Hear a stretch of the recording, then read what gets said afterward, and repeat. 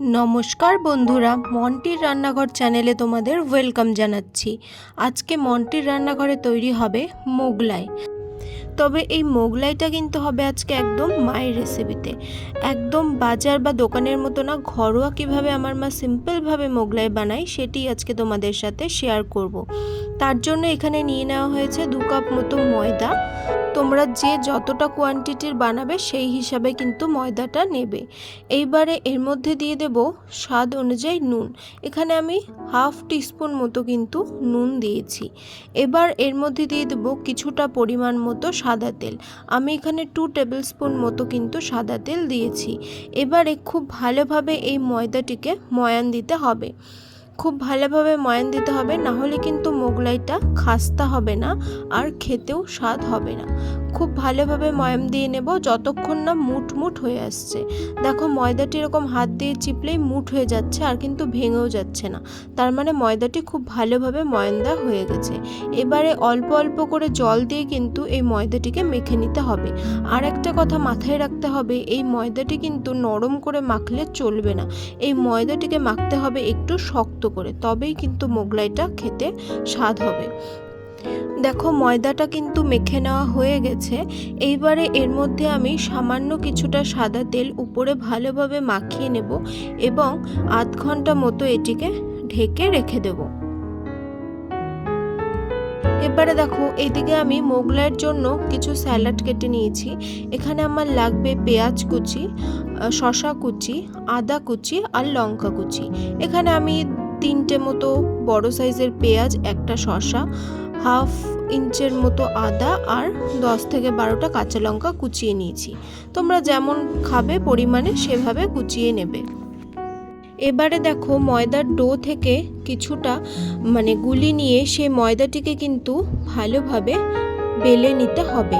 একটু ময়দা ছিটিয়ে কিন্তু এই ডোটিকে বেলতে হবে কিছুটা ভাগ নিয়ে।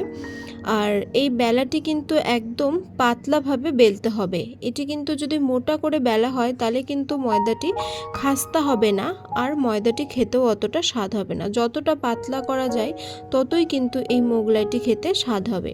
এইবারে বেলে নেওয়ার পর এর উপরে একে একে মা দিয়ে দিচ্ছে পেঁয়াজ কুচি, শসা কুচি, আদা কুচি আর লঙ্কা কুচি। এবারে সাইডে একটা পাত্রে ডিম গুলিয়ে লবণ দিয়ে ডিম গুলিয়ে সেটাকেও কিন্তু এর মধ্যে ঢেলে দিতে হবে।